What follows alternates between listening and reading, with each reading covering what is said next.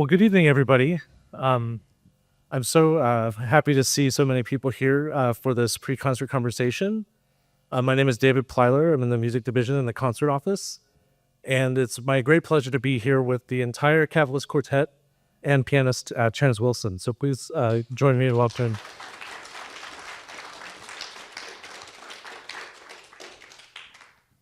I think that we don't want to give too much away that you would find out in the listening to the program in person, but I think a lot of thought went into the creation of this program, and I'm wondering if maybe you could talk a little bit about how it came together, and then maybe we could talk about each piece. For sure. So it was put to us that this very fine institution that we're in today, the Library of Congress, was interested in a collaboration between Janae and the quartet. And we had worked together before. Janae is a very dear friend. And I was thinking about what that would look like and what we would do, because the last time we worked together, we did a world premiere of a new composition by Jimmy Lopez, which was for just Janae and the quartet at the 92nd Street Y. And so we wanted to look a little different than that and sort of flesh out the whole program, because the quartet would be involved in the entire program, whereas in that case, it was more of Janae's recital and we were doing the premiere on it. And I play the cello in the Catalyst Quartet. As a cellist, we know a really important vocal work called Sea Pictures by Edward Elgar, because on the legendary, is that a word we could use? Iconic, I think that's a better word. The iconic recording of the Elgar Cello Concerto with the great Jacqueline Dupre, the second piece on that EMI album is Sea Pictures. So inevitably, every cellist grows up listening to that recording and then keeps it on and hears this magical, beautiful, majestic work. And I was thinking about Elgar because at that time we were 2 volumes back in our Uncovered project. So our Uncovered project, which we started in 2018, was essential to a lot of our work in recent years, and we're about to wrap it up after, since 2018. I mean, it's a long time. But the focus of that project was to more widely perform and record for the first time in a lot of this repertoire, the music of historically important Black composers. So the very first Uncovered Volume 1 that we did with the great Stuart Goodyear and Anthony McGill and, just the string quartet, focused on the music of Samuel Coleridge-Taylor. Samuel Coleridge-Taylor to us was important, had been important. We dove really hard into that album, and it's a beautiful album. I think we're all very proud of it. And there are links to Elgar with Samuel Coleridge-Taylor, and there are links to Dvořák. And I was thinking about the Uncovered project, and I was thinking about Elgar, and I was thinking about Janae. And I said, Sea Pictures. How do we make that work? How does that go together? So that's where it all came to be. And a number of years ago, we were playing on a wonderful American historically important concert series in Woodstock, New York, called the Maverick Series, which, if you know the famous piece 4 minutes and 33 seconds by John Cage, it was premiered there. It's the piece that's 3 movements in silence. And they have a wonderful series there and a wonderful presenter, Alexander Platt. And he likes to hear what he likes to hear. And so he often will tinker with your programs. And one year he tinkered with a program of ours and basically strongly suggested that we learn this piece, Sorrow Song and Jubilee by the great Libby Larsen. And so thinking about Dvořák, thinking about Elgar, thinking about Samuel Coleridge-Taylor, Janae, we thought that we would put that on too. Because a couple years before that, we were doing another concert in New York at the Greenwood Cemetery, where the great Leonard Bernstein is laid to rest, and the catacombs. And we had a wonderful arrangement made for us in the arrangement you'll actually hear tonight, of Going Home by Dvořák. So Libby's piece is based on Going Home. We learned that one. We premiered this arrangement by Noah Luna. We recorded the fantasy pieces of Samuel Coleridge-Taylor, and then Elgar had to fit in somehow with the majesty of voice that Janae Bridges has. And it all kind of came together. And in my mind, I was thinking about the journey of Samuel Coleridge-Taylor, which is why we start with his music, and how he was so influential in our country, and how he came here, and how he influenced our vocal tradition, how he met with H.T. Burley, and how he had that relationship that Dvořák had. And so it further ties those two people together and our country together, and the journey overseas. How you would get here back then would be overseas, and which ties us into Elgar and Sea Pictures and Elgar. And I believe the program notes start with a wonderful quote from Elgar, encouraging people to pay attention to Samuel Coleridge-Taylor. So that's basically the way everything came together. Thank you for that. So if my math is correct, it takes you about 12 years to come up with each program. So you've been... This took the second program. 12 years to come up with the program, but this program came in a morning because it was just. It definitely, everything works together really beautifully, and I think that was a good summation of how those things come together. Let's talk a bit more about Samuel Coleridge-Taylor. Wonderful composer. A lot of the, I think on your initial disc for Uncovered, you do a lot of his early chamber music, which is where it was situated.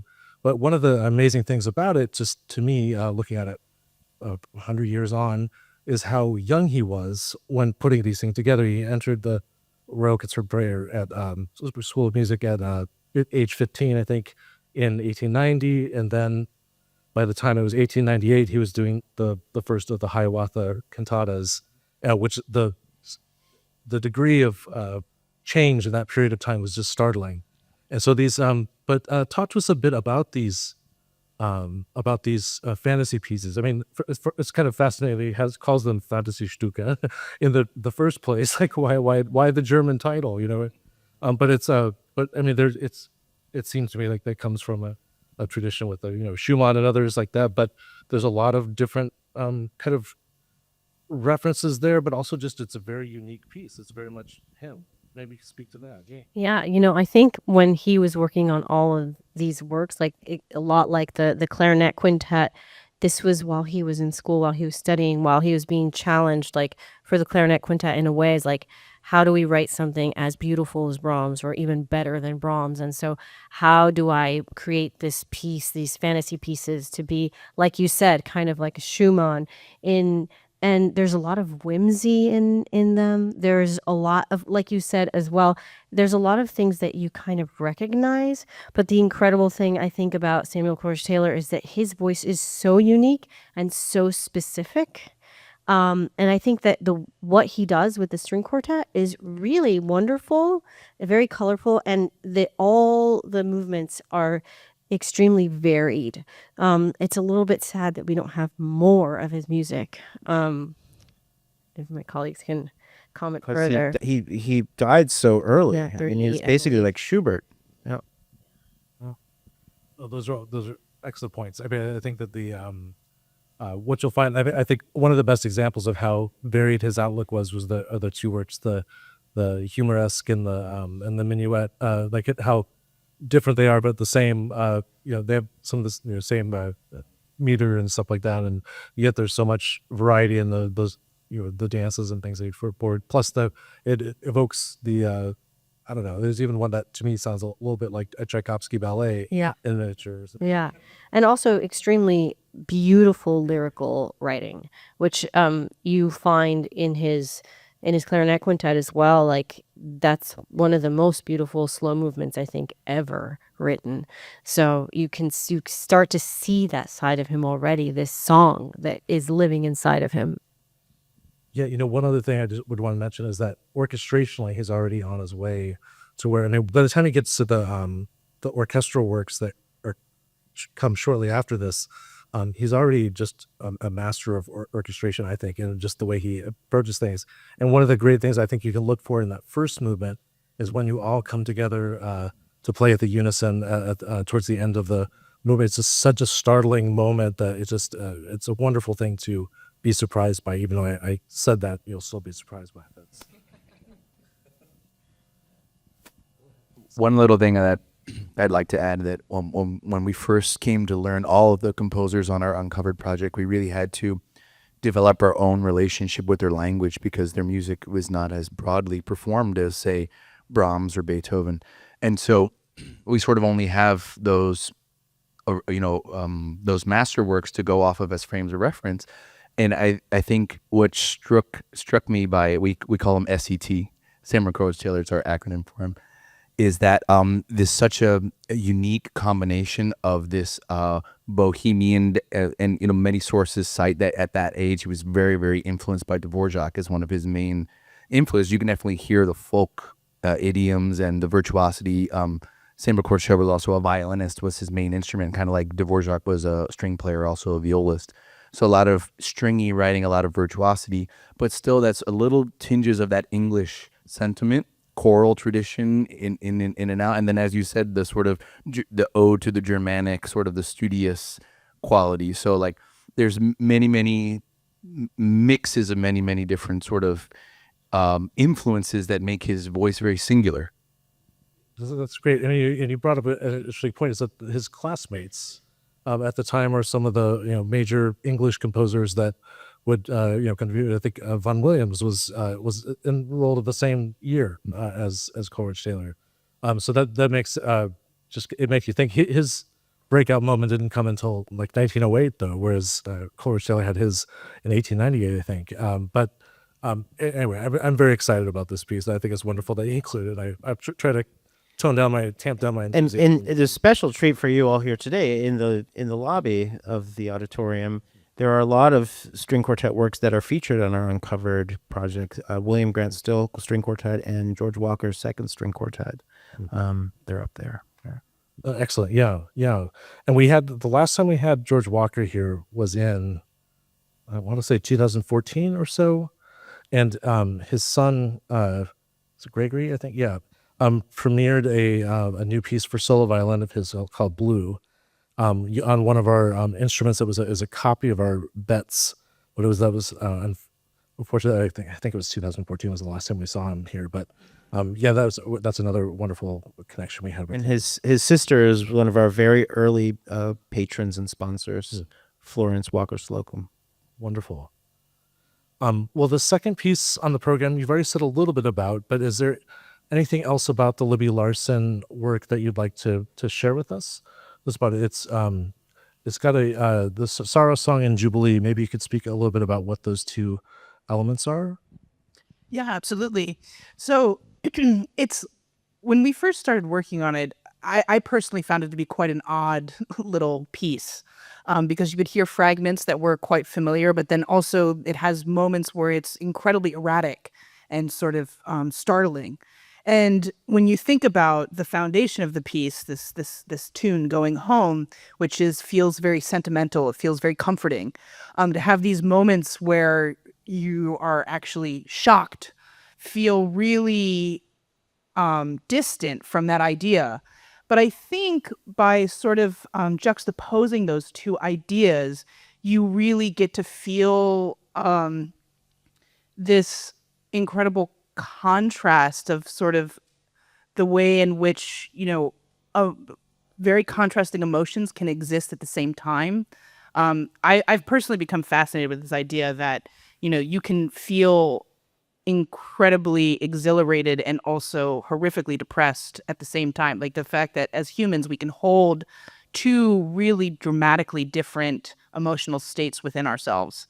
And I think Libby really encapsulates that in this piece so well and does it in such a concise way that by the time you get to the end of the piece, you're like, oh, so maybe the journey to go home is not so simple and it's not so comforting, but perhaps, you get to see the unvarnished sort of journey and the bumpy road that one experiences when going through. I mean, that I have to say, this is all my own personal take. It's not necessarily vetted by Libby, but as an artist, I think, that is our job to sort of take what the composer gives us and sort of internalize it. And so.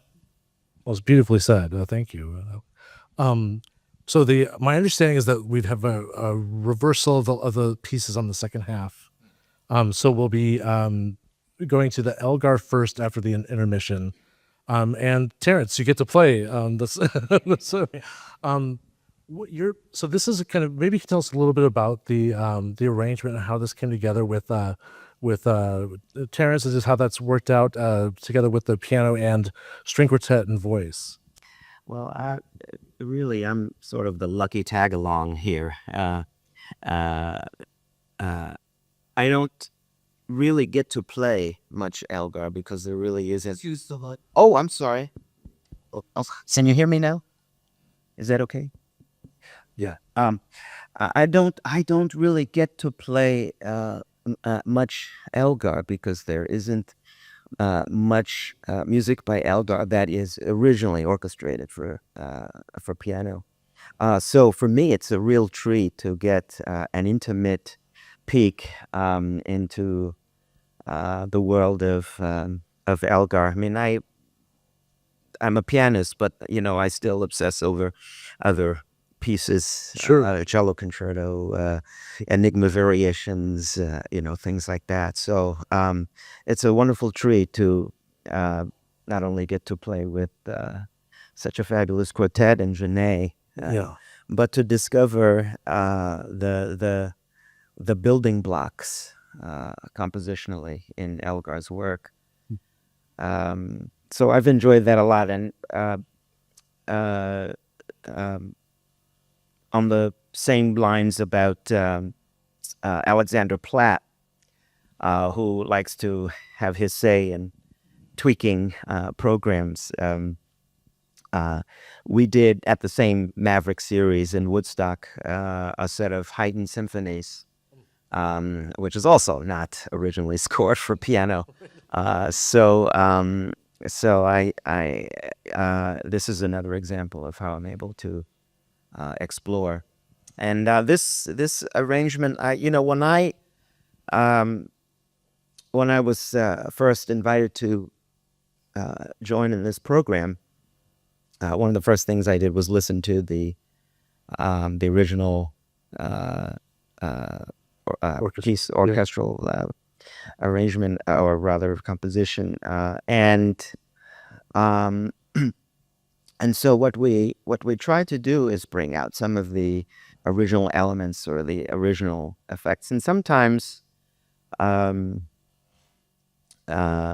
been a lot of fun discovering ways that we can highlight some of those orchestral features just with the configuration that we have. So That's wonderful. Do you have a favorite of the five? I mean, I'll just put you on the spot, but no, I can't really say I have a favorite. It really has to go as a whole, because there are elements that come back from earlier movements into the later movements.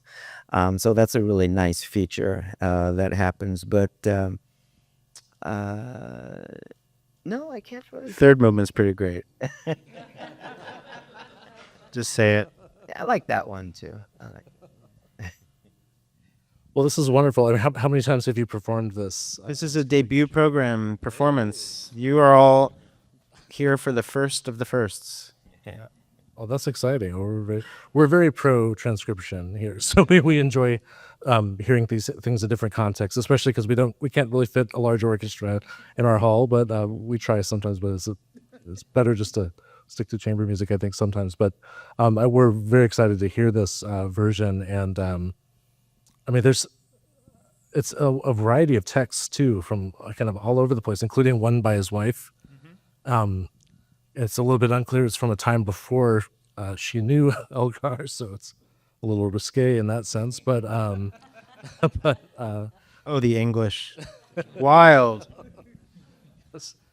Exactly. That's what.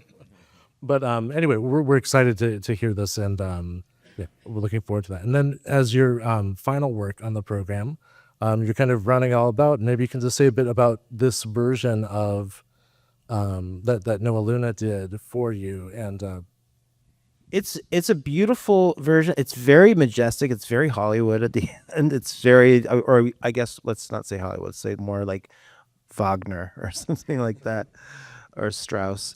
But it was originally with a kind of a new music singer that we worked with, and a pianist who's very into playing around inside the piano, Adam Tendler. He's a wonderful pianist. And he, I think, asked Noah to do the arrangement for this specific concerts that we were doing at Greenwood Cemetery in the catacombs. And so that was the only time it ever came up. And Noah actually emailed us. I have to email her back, being so excited that it was coming in San Francisco. And so she's kept tabs on it. And I think it's in the last performance that we did at the catacombs. She was there, and it was very meaningful and special to her. And I think she put a lot of her heart into it. how did you explore other versions of this before deciding to kind of come to this version? No, because this just fit the program. I mean, we had already played it, and it was sort of like it was an easy. It just went right in, you know. So, Terrence, Should we? No. Well, I guess the question is, so do you have to be playing around inside the piano, or No. No, not for this. it was better if like you're suspended over it and have to maybe. Well, I mean, this is. I think we're all looking forward to this concert for many reasons. Just the pieces on it and the way that they fit together is really beautifully done. So I just want to compliment you on that in advance of your performance. But before we end, I would like, in addition to getting, if you have time for it, a few questions from the audience. I would like to just ask about some upcoming projects that you have. Maybe Catalyst first, and then Terrence. Well, as Carlos mentioned, although it's not necessarily upcoming because it's happening right as we speak in a way, we are finishing out our Uncovered project with the final volume, which is going to be coming out May 29, I believe. And that's the all of the string quartets of Joseph Boulogne, Chevalier de Saint-Georges, all in one place. And that's been like our main focus to get that album out. And then Was that May 29th or May 2029 or May 29th. this year? This Excellent. year. Oh, wonderful. Yes. Coming soon. Yes. Did you mention it's 18 quartets? It's 18. And it's the quartets. first time the 18 will be presented together. Yes. That's amazing, right? I mean, that project's it's taken so long to do and dig and find the scores. I actually went to libraries like this in Paris and saw his original scores, the most original we have, and it's been a lot. And so we're thrilled that it's going to be out there and that the Uncovered project will be near completion. I think the real complete version of the Uncovered project is if we release editions of all of the recordings. But it's been 4 albums, and these albums are so big independently that they could, if we still talked in CD length, they'd be like 2 CDs, 3 CDs. So it's a lot of music. And if anyone is so inclined, we have more information about the entire project on our website.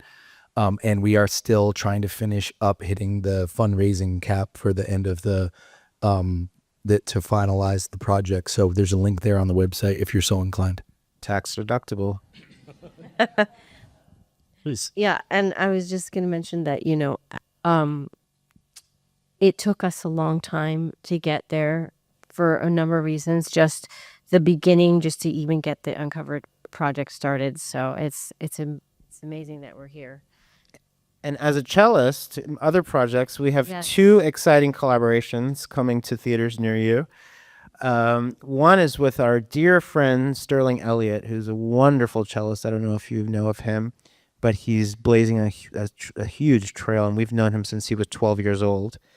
And we're doing Avery Fisher winner. yeah, he's lots of really cool stuff. Fancy guy, and just a wonderful person. And we're doing a terrific project with him where we are presenting a work that is very near and dear to us called Strum, written by our former violinist Jesse Montgomery in its original version, which is cello quintet, and then a cello quintet which we commissioned from a very young Cuban composer, which is a phenomenal work.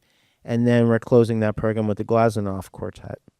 And then another cello collaboration with the wonderful Mike Block. I don't know if you've ever seen a cellist walking around playing the cello, but Mike Block invented this strap that you can wear, and he walks around, and he's very influential in the Silk Road, the project with Yo-Yo Ma, and a lot of bluegrass and improvisation and all of this other stuff. He was recently on Shark Tank talking about a 3D printed cello. But he's a wonderful, wonderful colleague, and that whole project is surrounding hope and resilience. And its sort of capstone, I guess you would call it, is a piece that he's writing for the five of us that really dives deeply into Frank Lloyd Wright and architecture and his resilience or stubbornness, some might say, but how his life, how he kept going and persevering, and like a house would burn down and he'd rebuild it, and this contract would fall through and he would redo it, and then with the Guggenheim Museum as being the final big project of his, so late in life that then he had this resurgence in his career. So it's all about that. But that program also features music by Charles Ives, our own arrangements of popular American folk tunes like Where Have All the Flowers Gone and Both Sides Now and Lemon Tree, and a new commission by the wonderful Navajo composer Raven Chacon. And so I don't know if any of you know of Raven, but he's been coming next week. So okay, so here, yeah. So we're gonna hit him up for a piece for that program. Yeah, wonderful. Yeah. Before Terrence, I want to hear what's coming up with you as well, but this applies to all of you. With the idea of these uncovered programs or uncovered project, how difficult has it been for you to get all of the access to all the music? And that sort of that can you maybe speak to that aspect of it? That has honestly been the most challenging part. For example, the piece you're going to hear tonight, the fantasy pieces for string quartet, there was no score that existed that we could find. And so we actually had parts, but no score. And so we had somebody make a score. And actually then, I think after we released the album, a year or so later, a musicologist at Indiana University made a score and put it on IMSLP, which is what the kids are playing now when they learn it. Florence Price's music was lost and then found, as a lot of people may or may not know. In 2009, her music was found in a house, and it's all housed in Arkansas. At the university there, and we had to ask permission to get it. But then there's a lot of human errors in those scores, and then also an publisher who shall not be named published it with mistakes. So then there's that issue too. We had there's a couple different versions of some of the quartets on our album that has Still, Walker, and Perkinson. So it's just like a myriad of problems, and even with the Chevalier as well, there's actually the one of the sets doesn't have a score. Also, there's only parts. So there's been a lot of work that we've had to do. For a lot of these works, they're handwritten, and there will be a note that you're like, is that a A? Is it a G? Like, this kind of stuff, or just like human error. They were working and they went really quickly, and so they haven't had the critical work that needs to be done by musicologists and an ensemble like ours together, working together to make sure that there's a version out there that's great. And it's across the board for all of the music. We have other colleagues that have been working on not the string quartet repertoire, but the other pieces. And it's a problem. And even the knowing of the pieces, because you need libraries to catalog these things, and you need resources. You need people to say, here, this exists. We started the Uncovered project thinking it'd be one album, one and done. And here we are, volume 4, because stuff kept coming out. Thank you for that. No, it's such an interesting aspect and problematic aspect. We'll do questions in just a moment. Terrence, can you tell us about what's coming up next for you? Well, excuse me. I have a project to record all the piano works by a composer, probably the Polish equivalent of Scriabin, Karol Szymanowski, yeah, wonderful. contemporary of Scriabin, and unfairly in the shadow of Scriabin, probably too. But when I was a college student, one morning after a night out on the town and probably too much drinking, I descended on a corner store bodega in Hell's Kitchen for something to eat. And I was startled into sobriety when I saw an idol of mine, the great Polish pianist Christian Zimmerman. And it's, oh my God, I mean, in the most unlikely of places, this hole in the wall bodega in Hell's Kitchen. And there he was, one of the greatest living pianists in the world. And when I shouted his name, Christian Zimmerman, he jumped up and probably wondering who's this homeless, looking kid in this place. But once I, told him that I was a student at Juilliard and I studied with Veda Koplinsky and, this is the repertoire I'm playing. And then all of a sudden his guard got let down. And without hearing, a single note of my playing, obviously, in this store, based on what I told him that I was playing and I was learning and so on, he then said to me, after 15 minutes that he lavished with me in this place, he said, do you play any Szymanowski? I said, no, I don't. He said, I think you should learn them. I think that'd be really good pieces for you. And, for him, it probably was the most casual, perfunctory utterance. But for me, it was like a religious dictate, from my idol. So I really took it like, a real command. And so I set out to learn those etudes, and not only that, but explore Szymanowski more in general. Wrote some great violin music too, a beautiful violin concerto. Yeah.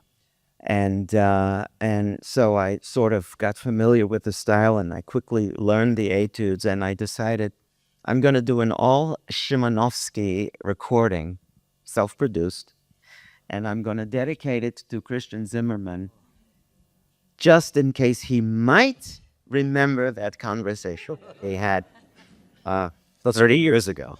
Wow, that's wonderful. That's one project. That's amazing. That's wow. That's wonderful. Szymanowski is amazing. I think that's a wonderful idea because it's definitely under-recorded, underplayed. So that's wonderful. Well, I think we have time for a few. Do we? Oh, you take it. Just here, whichever one. Sorry. Who has a question about that? Who? Thank you, Buzz. So we'll just, if you don't mind, just waiting until we get a microphone to you, and then we can ask the question. Hello, I'm visiting Washington, and I realized that Thomas Jefferson had a special relationship with the Library of Congress. And I'm glad that you mentioned the Chevalier de Saint-Georges, because Jefferson was in Paris area, 1784 to 1789, and that was an important period for Chevalier de Saint-Georges as a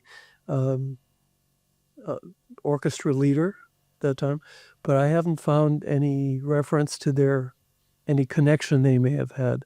There's none of his music that's in Jefferson's library, so I just wonder if you had learned into any. No, but Jefferson has a string quartet, I do believe. It's all open strings. I think there is a string quartet that Thomas Jefferson wrote. I don't think it's Benjamin Franklin. I think it's Thomas Jefferson. And so there's a string quartet. That's one connection. But I think the connection with the Chevalier de Saint-Georges is with John Adams. And there's a quote from John Adams that says he could shoot a button off of your waistcoat from like, miles away or something. He's such an excellent marksman and all of that. Yeah, that's his other. Yeah. His main gig. Yeah. But I don't know if they met. Interesting. It's definitely not in his Jefferson's library. So that's a good question, though. I wonder if they connected. Since one of my favorite works is Dover Beach by Samuel Barber, I'm wondering, have you talked to Janae about collaboration? We've done Dover Beach at the Maverick Festival at the behest. And I see that Dover Beach is actually in the lobby also, that you can see there. We have not thought about that with Janae, but we did it with another wonderful singer. Yeah. Any other questions? Well, thank you. We'll let our artists get back to getting ready for the concert, and please join me in thanking them for being here. Thank you.